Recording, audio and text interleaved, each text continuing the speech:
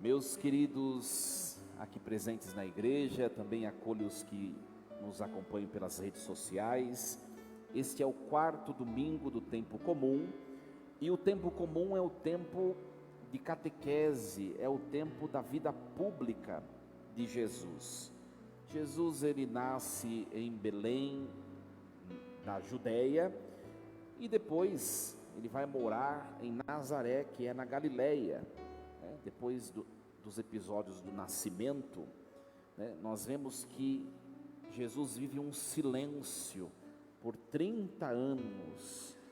A Bíblia não nos mostra o que aconteceu depois do nascimento de Jesus até os 30 anos. Só tem uma passagem que vai falar um acontecimento quando Jesus tinha 12 anos, só isso. Depois, aos 30 anos de idade, ele desce, ele vai ao Vale do Jordão, e ele é batizado por João Batista. Ali ele começa a sua vida pública, que é o tempo comum, e ele vai ficar 3 anos anunciando o Evangelho. Primeiro vai chamar os discípulos, depois ele vai escolher os 12 apóstolos, ele vai curar enfermos, ele vai expulsar demônios, ele vai fazer uma obra de transformação por onde ele passar, e é isso que nós celebramos no tempo comum.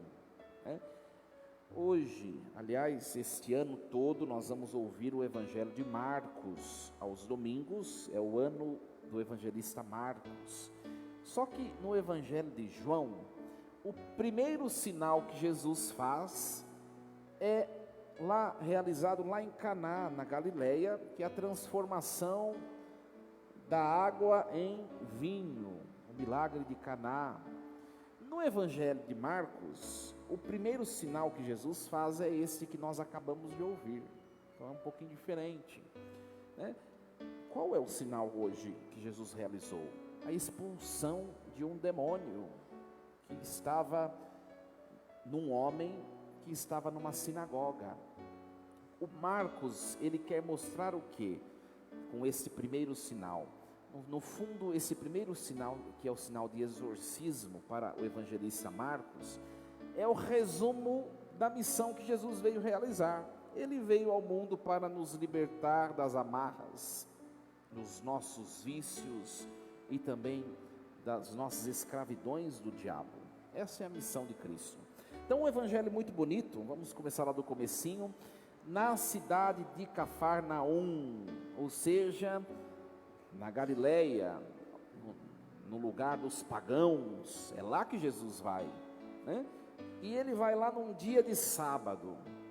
Olha, esse sinal, esse exorcismo que Jesus vai fazer, ele vai fazer num dia de sábado.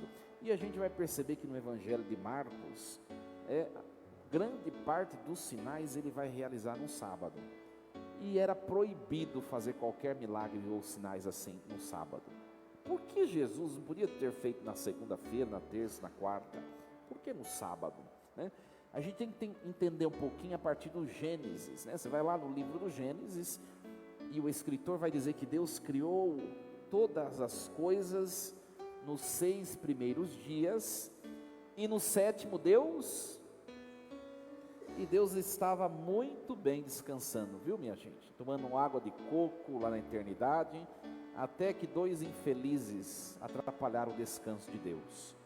Adão e Eva cometeram o pecado da infidelidade com Deus e provocaram uma desordem na criação. Estava tudo tranquilo, Deus feliz lá descansando, o homem gozando das alegrias do paraíso. Não existia sofrimento, desordem, nem a morte. Aliás, nós não temos nem noção de como era este mundo antes do pecado, porque nós já nascemos neste mundo desordenado e caótico. Como era, padre? Não sei. Pergunta para Adão e Eva, que só eles sabem. Eles que estragaram tudo, Ora, quando acontece o pecado, entra o sofrimento, a morte no mundo, o que acontece do Deus que estava no descanso eterno? É só você pensar, você que é mãe ou pai, O seu filho, acontece alguma coisa de ruim com ele, vamos dar um exemplo, um acidente de carro. O que você está lá num churrasco, tomando a sua o seu refrigerante gostoso lá, tomando, aí você sabe da notícia, o que você vai fazer? Acabou o churrasco, né? O mesmo fez Deus. No descanso eterno, quando o pecado entra no mundo, Deus se levanta do seu descanso, porque Ele ama o ser humano, né? Por isso que Jesus vai fazer milagres, curar enfermos, expulsar demônios, curar, fazer todo tipo de obra que nós conhecemos dos evangelhos no dia de sábado, porque Deus se levantou do descanso e não está mais indiferente ao sofrimento humano, é um Deus próximo. Olha que bonito isso, saber disso. Não era uma infração à lei, pelo contrário, era uma superação da lei. E aí Jesus, ele entra na sinagoga e ele começa a fazer o seu ensinamento. Ele estava ensinando o povo na sinagoga. E aí o Evangelho traz um detalhe que a gente precisa refletir um pouquinho sobre essa palavra. O texto diz assim: todos ficaram admirados com Jesus que estava ensinando, mas não era na sinagoga, não era só Jesus que falava. Porque Jesus, ele pregava, ele ensinava como quem tem autoridade. E aí o texto diz, e não como os mestres da lei. O que é ter autoridade? Aí está a grande pergunta. Ora, minha gente, os mestres da lei eram homens letradíssimos, né? Conhecedores do grego, do hebraico, do aramaico, conhecedores de cor salteado da escritura. Se a gente olhar com esses olhos, não tem ninguém mais aptos e que tem autoridade de ensinar do que eles. Que Jesus tinha, que o evangelista diz que Jesus ensinava com autoridade, por isso que todos ficavam admirados. E a gente vai refletindo, Jesus tinha intimidade com aquele do qual Jesus falava. Intimidade. Conhecia, mas não era só um conhecimento, ele experimentava aquilo que ele falava. A primeira pergunta que a palavra de hoje nos traz, a primeira admoestação e questionamento a nós somos íntimos de Deus? Mais uma vez a palavra vem nos questionar isso, né?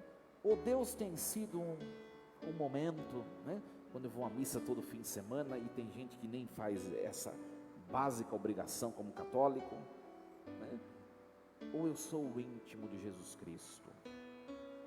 De fato, pode ser, minha gente, que de grande número de pessoas que nós estamos aqui, pode ser que tenham pessoas aqui que sejam meros cumpridores de preceitos, mas não têm experiência com Deus, e nós corremos o risco de ser estes, começando pelo padre.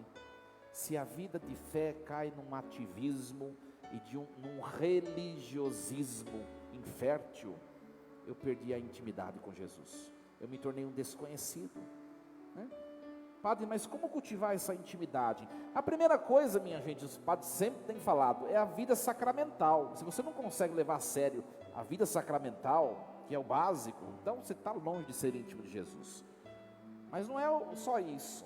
O que nós celebramos aqui, aos domingos e festas de guarda, nós temos que estender o que nós vivemos aqui ao longo dos nossos dias, pela vida de oração, rezar em família, em casal, individualmente, no trabalho, quando surgir alguma adversidade, você parar, você invocar o nome de Jesus, a proteção de Jesus, de fato ser íntimo, né?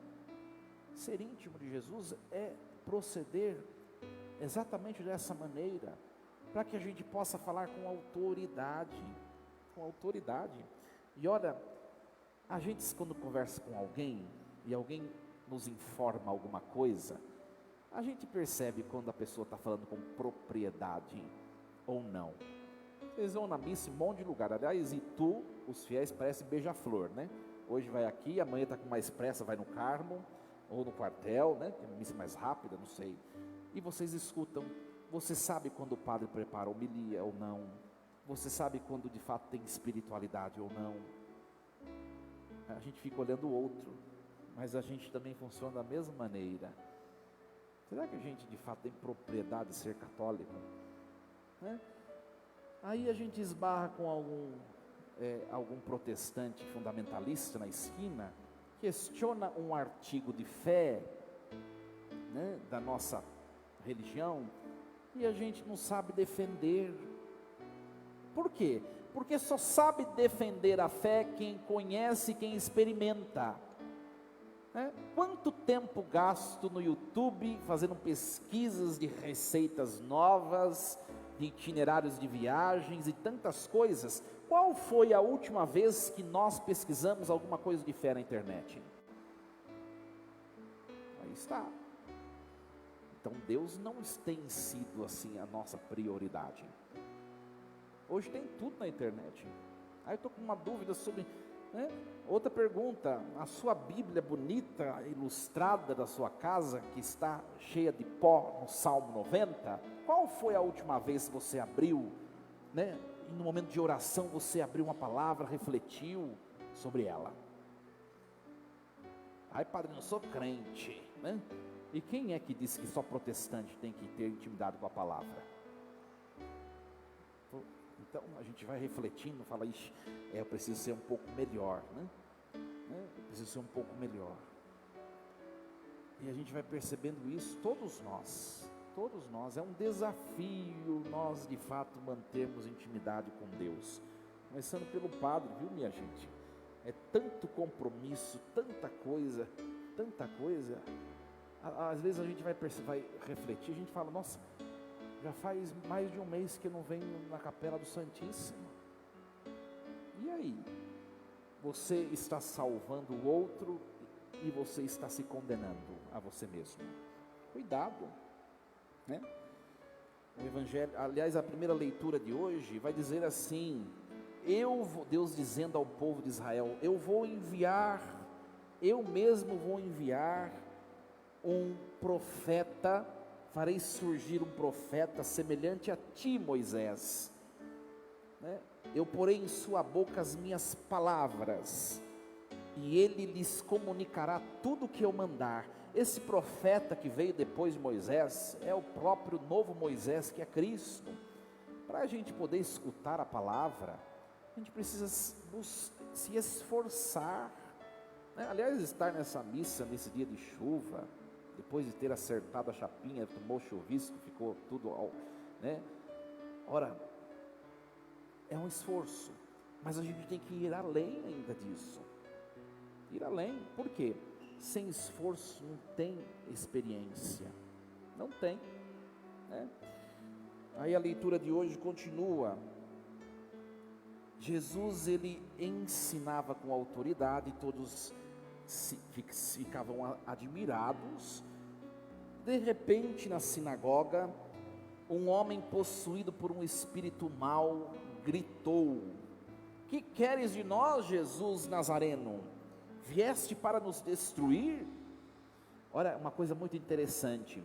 Nós estamos no capítulo 1 do Evangelho de Marcos. Jesus tinha acabado de começar a sua vida pública e de anunciar o Evangelho.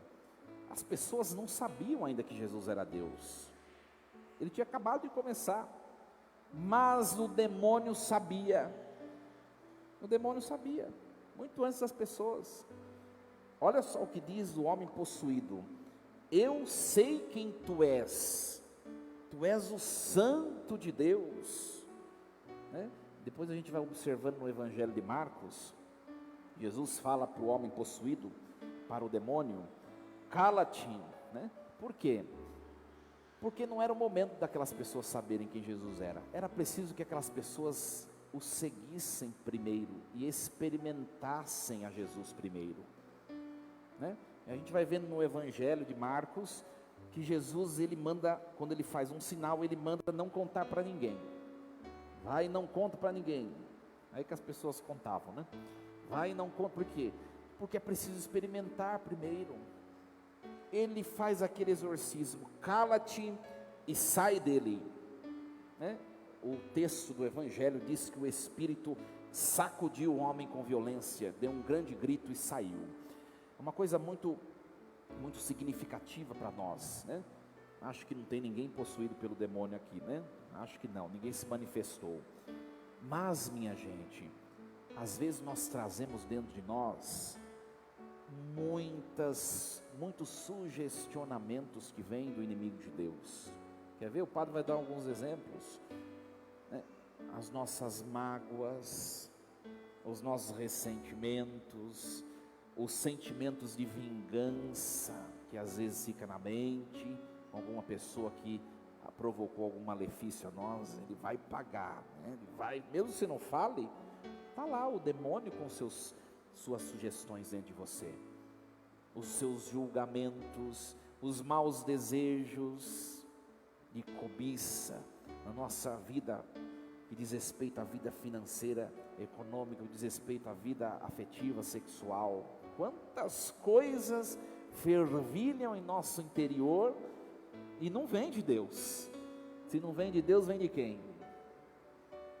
Do inimigo de Deus. Todos nós. E Jesus hoje está falando: cala-te e sai dele.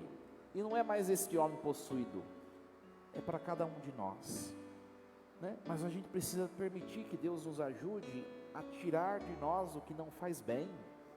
Tire do coração, deixe para trás, dê passos, né? Viver a santidade de fato é você levar um coração livre, de modo que Deus possa fazer o que Ele quer, o que Ele quer. Hoje nós ouvimos na segunda leitura, né? Paulo está falando sobre o mistério do celibato e da vida matrimonial, né? Aliás, quando vocês encontrarem algum protestante que vem questionar o celibato clerical, manda ele ler na Bíblia dele o capítulo 7 de 1 Coríntios, está lá. Paulo está falando o quê? Olha, eu não aconselho ninguém a casar, que é muito complicado, né? Eu não sei, né? Você que é casado deve saber, né? Mas Paulo está falando, depois você lê na sua casa, capítulo 7, primeira carta, 1 Coríntios, capítulo 7. Não aconselho ninguém a casar, né? É complicado. Por que ele está falando isso? Porque depois dessa vida não existirá ninguém casado mais. Ufa! Como nós seremos? Nós seremos tal como o modelo de ser humano foi.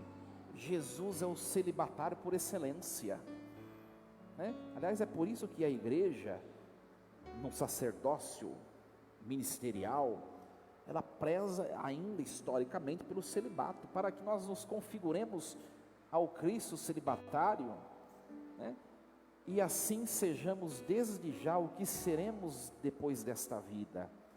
Então Paulo está falando, é melhor ficar assim, porque aí a gente vai se preocupar somente com as coisas do Senhor. Aí ele fala depois, mas se você não aguentar, né, sabe, né, como que funcionam as coisas, né? Se você não aguentar, vai lá e casa. Só que daí o problema é seu. Você vai ter que se preocupar com as coisas do mundo, você vai ter que se preocupar em agradar o seu marido, e o contrário também, nós ouvimos hoje, e ainda você vai ter que se preocupar em agradar o Senhor. São 3 coisas para você fazer. Quem é casado, erga a mão. Azar de vocês. 3 coisas. Vocês estão fazendo bem feito? As coisas do mundo. O que é isso, padre? O seu trabalho, você administrar a sua casa. Tem gente que não trabalha direito, faz as coisas mal feitas, então não está fazendo bem esse munus. Você está fazendo o seu papel enquanto cônjuge. Diz o texto bíblico hoje: o casado preocupa-se com as coisas do mundo e procura agradar a sua mulher. A mulher faz assim para o marido, né? Mas está escrito que você também tem que agradar o seu marido, viu? Vem depois aqui. Ora, a gente está fazendo isso na nossa vida conjugal? Ou eu tenho pensado somente no meu umbigo? E agradar é agradar, é você perceber o outro, as necessidades do outro, que o outro precisa, quando o outro não está bem, ser sensível. Nós temos procedido dessa maneira, né? Quem é casado aí, dá uma olhadinha do lado. Não precisa falar se está acontecendo isso não, né? Mas depois dessa missa, vai lá e faça acontecer. É fácil? Não é. Vocês escolheram, azar de vocês, né? E ainda além disso, deve procurar servir a Deus, na sua individualidade e na sua conjugalidade, né?